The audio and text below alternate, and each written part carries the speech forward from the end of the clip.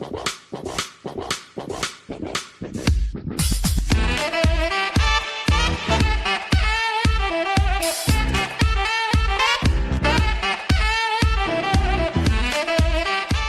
up YouTube? My name's Quickie, welcome back to the channel. I got some of this stuff. This is going to be the last video on the mill just for a little bit because I want to get back on the bike. But I got some of this stuff to try and help with some of the rust removal. Can you see this? Ilton Hamber Laboratories, DOX-C concentrated rust remover. Stu, he tipped up in the comments a little while back when I first got the mill saying this stuff is awesome. Get some. So I did. Says on here, where is it? See technical data sheet before use. Haven't done that. I just read the instructions. Apparently you dissolve by weight or volume 1 part of this to 19 parts water. Says if it's hot water it speeds up the process and everything else, and it removes rust off everything, and it outperforms all the other rust removers. We shall see. Soak items from 20 minutes to overnight depending on severity of corrosion. Oh. Alright, well some of that's going to be in there for a week then. I don't know, we'll give it a bash. This was a lot cheaper than the Vapor Rust, but that does do a good job and it does it really quickly. But it is not as cheap as citric acid, which I know works. But that does take like 24 hours, sometimes plus. So I don't know, we'll just give it a bash and see what it's like, okay? Right, so first thing is, I need something to soak in it. And I'm thinking that the bed, you know, the table, that's the bit that's getting it next. Let me show you what I mean. Right, so this all needs to come off and get cleaned up because it's all covered in smear and smuts and nasty. If you wind the X, it all moves quite happily there. Really happily. Although there is a bit of backlash. But we can soon get rid of that. However, the knee, that's unlocked. The knee ain't going anywhere. So that all needs freeing up. It could just be that the Gibbs is all gubbed up down here. And the other thing is the Y, as you move it, and it does move a bit, it starts going and then it stops and the bed goes like that. So there is something snagging up in there. See, look, it does move. Yeah, not very far. It needs to move more than that. And I need to figure out why. So all this lot has to come off. And I ain't got a clue how to do it. Actually, I'm thinking, we've got this prop shaft down here, and as that moves forwards and back, this is going to have to shorten and lengthen. And it ain't at all, so the problem could just be the prop shaft. So I might be just pulling that off and then winding it and see if that's the trouble, because I can soak this and get that freed up. What's that? Oh, it's a thing for the boot. But that could be what the trouble is, couldn't it? It could, I hear you shout. Right, let's see if I can figure out how to get this off.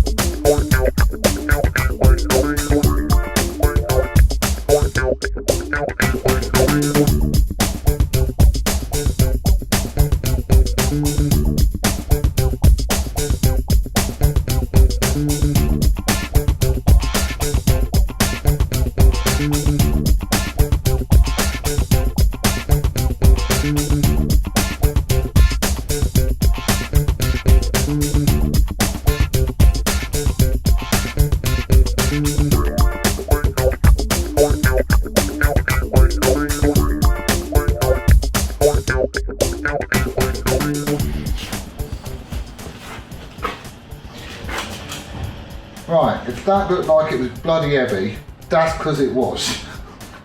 This thing is, I couldn't lift a great deal more. The underside is really, really nice, where it runs on the, I don't know what you'd call it, but on the top of the knee. The gibs are quite interesting because they're sort of tapered, so they're thicker at this end than they are at that end.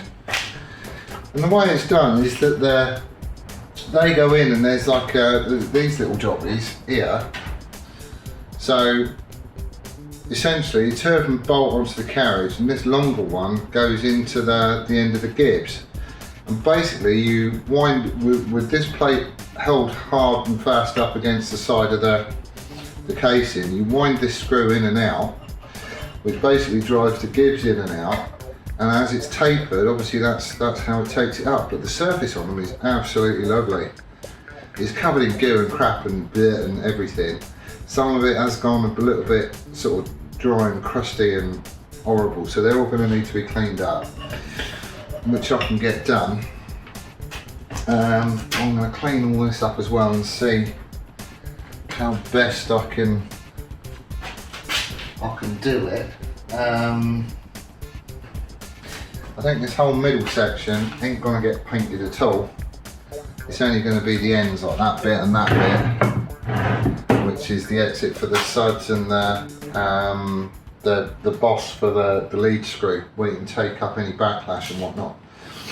So that can all get cleaned up. The lead screw is in really good nick, like really good nick. Again, it's fully oiled all the way and everything else. A little bit of smutch and smear in the drive channel. I think it's the power feed that runs in that slot, and then obviously as you rotate the hand wheel, it's running off the thread, from what I can see anyway. But there's bugger all wear on that. It just needs a damn good clean.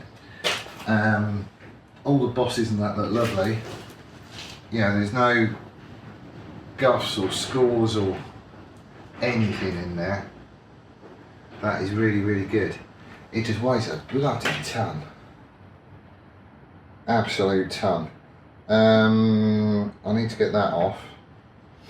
I need to clean that, and I also want to have a look at that, you know, the Y feed on it, because that's jammed. Right, so this is the drive assembly under the bed, and like I say, these, well, I would call them ways if they was on a lathe. But they're absolutely smooth. There's no nasty going on there at all. Why has that got a dent in it? I don't know. I don't know what that's for. Is that?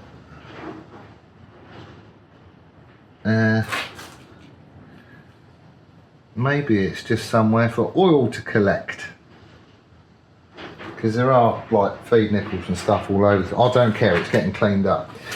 So anyway, I think I'm right in saying that the lead screw goes through here, and I think I'm right in saying that this bit in the middle has got like a key that engages on that slot on the lead screw.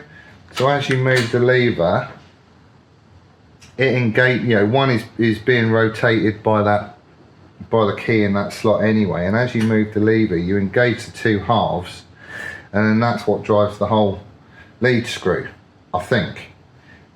We've got this prop shaft here, which is going to be working on this gear here, which is the weirdest one I've ever seen. It's almost like just Woodruff key slots. It is dead odd.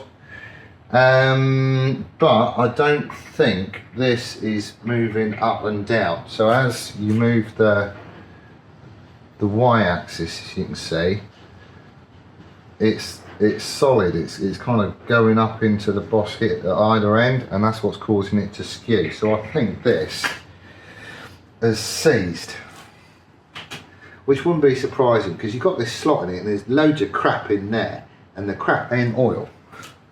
So we're going to have that apart, give it a good soaking, see if we can't free it up, and hopefully things will start moving.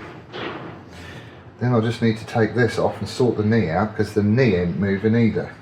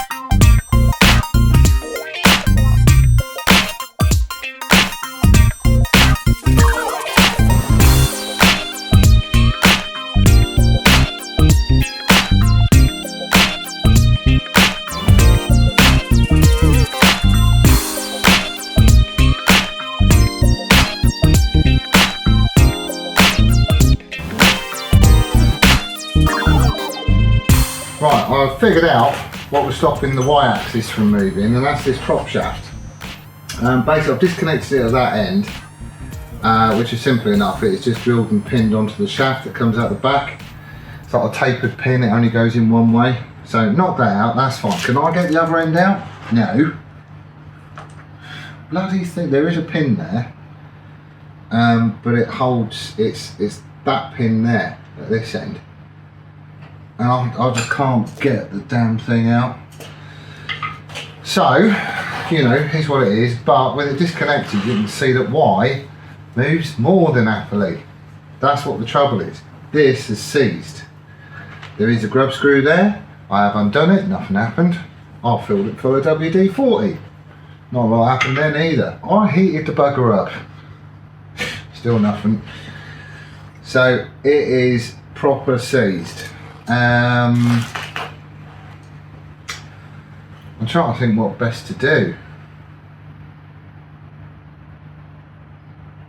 Ideally I want to dunk it all in the ultrasonic because that just has a way of loosening things up, but it's too big to get in there. And this needs to come off. Right, so there's the lead screw. I've got Gibbs on that side, that's easy enough. That's just undo a couple of bolts, 3 or 4 bolts I think it is. I've got the lead screw here, which has got a nut on the end of it, which again is drilled and pinned. So he'll have to come out. And then there's a limit thread here. So, you know, you can't wind it too far back, I'm thinking. Go on. Is that the first thing that hits? Ah, no.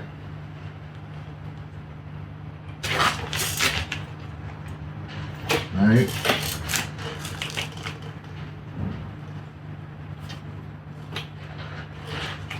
Right. What's that for then? I don't know. I haven't got a manual, have I? Right, okay. The boots here, they're not made of rubber, they're made of leather. And the one at this end, that's knackered. So I'm going to have to figure out some way of covering all that up once I do get it running. There's just so much crap in there, it needs to come off. And I think I've got to take the whole assembly off as one.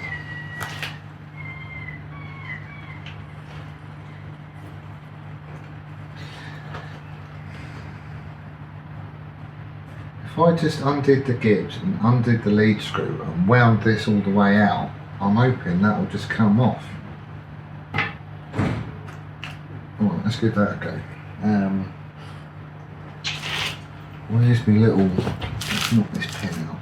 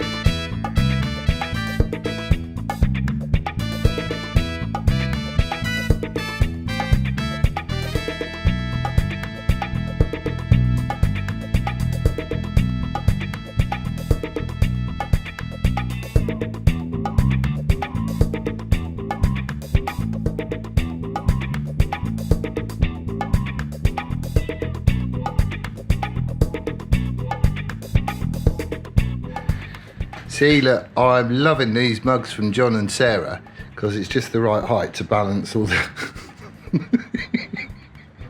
I can't get the prop shaft off. You can see how much crap and everything else is all collected in here and blah blah blah. This all looks quite nice. That will clean up a treat. Just everything needs a damn good spritz up and clean out, and just it's just years of grot and grime. That's just grease in there. I'm going to need that in a minute because I need to try and sort the knee out. Let me show you the bed. I think that we've got a few little marks on it. Hopefully you can see these score lines, and I think that's just where stuff has got in underneath it, and then the table's been wound forwards and backwards using Y, and it just put gouge marks in it. But overall it's in pretty good nick. Pretty good nick. So now we've just got the knee, which is that bit. That essentially replaces the quill, as in up and down or Z axis. At the minute it ain't moving, and I'm not entirely sure why, because I mean, yes, it is heavy, don't get me wrong. We've got gibs on this side, so what I'm probably going to try doing is slacken off the gibs. We'll stick the handle back on here, give it a go and see what's what. Ooh! That'll be Brett turning up. Ideal. Right, Brett's been. He's a good lad. He is a good lad. He can be really annoying just because he knows stuff and he just does it instantly. He got the prop shaft off for me. Felt like a right goon. There's a little, if you can see on here, there you go, there's a groove, right? I thought it was, and it had this little clip round it, which, where did you put the clip? Oh, it's back on here. But basically, it's just like a little, it's just like a circle of wire basically, that's all it is. Thing is, it keeps a pin in. So, whereas I'm cussing and blinding trying to get the damn thing out, all he's done is pop the clip off, knock the pin out, and the prop shaft came straight out. This is seized solid, absolutely seized, and it has got so much crud down the end of it, I'm not surprised. So I'm actually going to soak this in petrol, because petrol is really good at breaking down grease and crap and muck and rubbish. So I'm just going to leave it sitting in a bucket of petrol for ages and just keep tipping it down the hole. Hopefully that's going to free things up. So this whole assembly also needs to come apart. I've got play in here, and the power feed, it does engage but not by much. So it needs to be adjusted, which I think is just done by this collar here, but I need to pull it all apart and get it set up properly. This bit ain't going to get painted. It's going to get the bejesus cleaned out of it though, because it's in a right state. They also had a word about the tooling. So we are going to be going with an International 40 taper, and the idea of drilling 2 holes in there, putting a block in that basically fits in that slot on the spindle and fits in these slots on the tooling, and then he's going to machine a taper in there to fit this as well. I'm good. There isn't anything on this that says it's an International 40 taper, which I don't know, I'm a little bit concerned about. Dave said it was an International 40, and totally I believe him. I would just love it if it said it on here somewhere, instead of a price of, I don't know, what is that? I don't know. Half the ticket's missing. I know I'm going to need stuff like a boring bar, a boring head, so I'm just going to get an International 40 boring head, give that to Brett next week, and he's going to machine it up for me. So that's gold. You know what we're doing there. I've also got him to have a look and confirm my thoughts on the oil system. Basically just a splash fed system. But he's gone through and had a grub about, and he's confirmed all that as well. So I was on the right lines there. So now really the only biggie is to sort the bloody knee out, because it don't move. Not at all. So that'll be the next thing. So the problem that I've got is the knee does not go up and down like it should when you turn that handle. There's always everywhere on it, but I think again it's going to be similar to that, and it's just bunged up with crud and everything. There is no way I'm going to be able to lift this off. So I've got to try and free it up. I mean, you know, the lock is not locked, but it's not moving up and down on the Gibbs. Gibbs is this side. So what I'm going to do, I think, just to try and get it moving, is I'm going to slacken off the bolts that hold the Gib in place, so it's got a little bit of daylight. I'm going to pump it full of oil, also oil up here where the gearing is, and then I'm going to start working the handle and try and get it to shift. If I can get it to move nice and smoothly and all that kind of stuff, and I can flush it out and basically get rid of all the old grease and all that sort of stuff, then I think we're in. Petrol is going to get tipped down there as well, I would think. I don't know, we'll just have to wait and see. But if I can get this moving, then everything is pretty much addressed. I want to get the cover off the back just to have a look, see, so I know what's in it. Essentially, it's just going to be a gear train, like a drive train, that links the head and the main shaft in the head to the gearing down here, and the gearbox for the forwards and reverse. So that should be fine. I mean, he's had a look at all the gearing, all the gears that's in there, and there's just no wear to it at all. There really isn't. It's in brilliant nick. It just needs a damn good clean. I've got to clean all this up as well, because I don't want any of that grease bunging up the galleys. It's had its first degrease, it will be getting another one. Right, so where are we then? I'm actually really chuffed with progress today. Down here in this, I've got, I don't know if you can see it, it's already going green and horrible and stuff. But in there I've got stuff de-rusting. You can see it bubbling away. And it certainly seems to be doing a good job. If you look at it, it's been in there for like, I don't know, a couple of 3 hours. And it's definitely getting the rust off and getting it clean. I'm gonna leave that cooking overnight, and I'll come back and have a look at it tomorrow, and then sort of decide where to go from there. Once I'm happy with it, it's just going to get power washed, and we're basically in. Very little of that stuff is getting painted, so it's just going to be pulled out, Scotch-Brite, make sure it's all clean and tidy, power wash it so there's no chance of flash rusting, and then it's all getting oiled. This is the motor that Doddy originally gave me to shove on it. He said it's a 240 volt motor.